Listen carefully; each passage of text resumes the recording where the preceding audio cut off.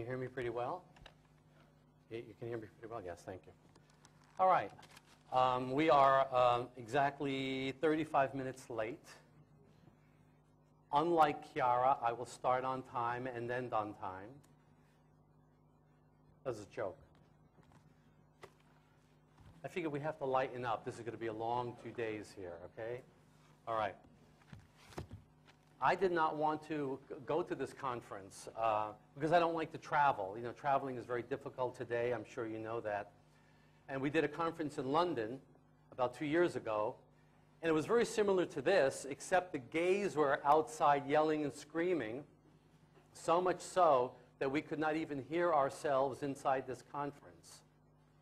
And at that time, at the end of the conference, Chiara said to me, "Joseph, you must come to Italy."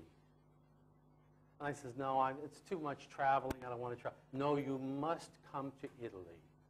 So here I am. Here we are in Italy. And I'm hoping if there could be one person who will come away from this conference in the belief that they can experience change. If one person can come away from this conference having a better understanding of the condition of homosexuality, the cause and the treatment of homosexuality, and believe that he can change his life, his or her life, then this conference will be worth it. Or if you leave this conference with some information and are able to convince one person that change is possible, the conference will be worthwhile. What I want to do in about a half hour is just review very, very quickly the foundations of the theory that we will be talking about. I wonder if I can get that, was it Luca? If I can get that board to use, is it possible? That drawing board, is it possible, yeah? Okay, can you hear me pretty well? Are you hearing me? Most of you are hearing me through the translation? Is there a time delay or something? Okay. Because I'm not getting a facial response. I know you're out there because I hear you breathing. Oh, now we're getting a reaction. Okay, finally. Okay. Okay. Thank you. When I was in Germany, I tried to start with a little joke, you know.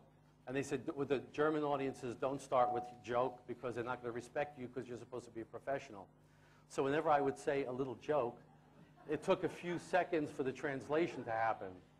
So I gave the punchline, and it was dead silent. They go, "Ah, ha, ha, ha." And that was it. So I gave up on it. Okay. Basically, what we will be talking about is from this book. This book is the foundation of everything I will be talking about for the next 2 days. I want to talk about the latest developments in psychology, 3 new events that have been happening in the development of psychology, which we are incorporating into reparative therapy to get a better response from our clients. Our clinic is in Encino, California. We have about 135 cases each week, ongoing cases with 7 therapists, 6 men who work with the male clients, and 1 woman who works with the lesbians.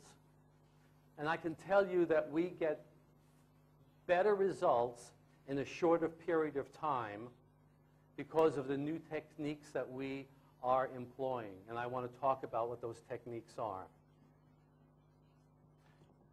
The changes that have come about in reparative therapy in the last few years come from a few different new sources, one of which is called affect-focused therapy. There's a new trend in psychotherapy, especially in the United States, of focusing on affects. Another word for affect is emotions, sensations in the body. And the focus of therapy is on what's happening inside the client's body.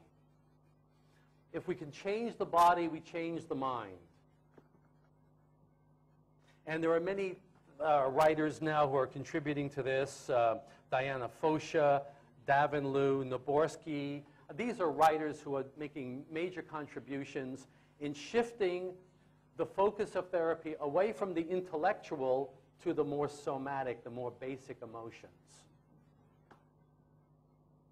This is happening especially on the east and west coast of the United States, New York and Los Angeles, San Francisco. This is the new trend that we are incorporating.